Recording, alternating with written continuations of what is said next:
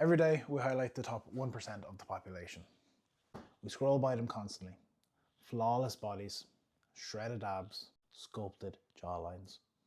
And whether you realize it or not, you're sitting there thinking, that's the standard. But the truth is, they're not the standard. They're the exception. They have top tier genetics. They often don't have a job and they train to be idolized. That is the whole purpose of them looking good. But you have a job. You have a life. You need to snap out of it and stop seeing the exception as the standard. You might be a stay-at-home parent or someone grinding a 9 to 5. Maybe you're doing a whole lot more than just that. You don't need to be spending hours in the gym chasing muscle growth like a bodybuilder, unless you're trying to be a bodybuilder. Because most people train like they're going into a physique show. We've confused being fit and shredded as the same thing. Bodybuilders bulk for years, cut for months. They diet hard and train even harder. Their sleep is perfect. They weigh their food. They control every variable. They're getting blood work done every few months, every few weeks. It's a full-time job for them. Why is the average person comparing themselves to this full-time job of being a bodybuilder?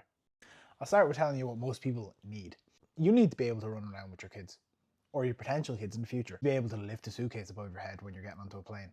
Be able to make the trip from the car to the front door after you do your shopping. You need energy at the end of the day when you're finished work, not just in the morning. You want to live long enough and be strong enough to enjoy your life. And yet we're still chasing the aesthetic look of people that don't live that life, that don't have the same life as you. The obsession with chasing that, it's going to backfire. We start thinking just because we still have love handles. We start thinking just because we still have love handles and we don't see abs or our weight hasn't moved in a few weeks that you failed. You haven't. You're just not training for the life that they have. People hear the word average and they'll assume it's bad. No. Average is average. It's normal. And if you're being honest with yourself, you're not an athlete. You are average. I'm average. I've got muscle, but I've got love handles too. I'm not shredded year round. I've actually never been shredded. And yet I'm a trainer. I'm not a bodybuilder. And I don't have really any goal of doing a bodybuilding show. That's a lie. I want to do a show for one reason. You're able to win a sword, and I think that is so cool. That's the only part I care about. Where else in life do you win a sword? I train because I like to train. I run because I like to run. I lift heavy in the days I want to lift heavy. I skip the gym when I want to skip the gym.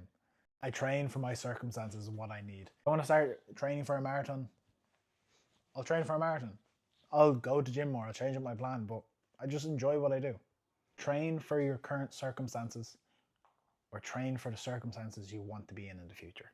If you want to run a 5K with ease, that's awesome. It's a great goal to have. Not a lot of people can do that. But don't make the mistake that it's the only version of progress there is. The ability to play with your kids longer, the strength to carry them without pain, the difficulty to show up to the gym when it's hard.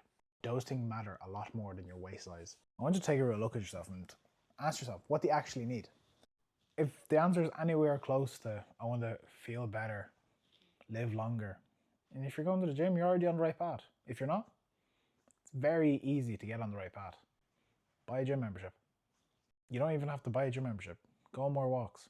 Stop chasing an idea made for people with completely different lives and start building one that suits you.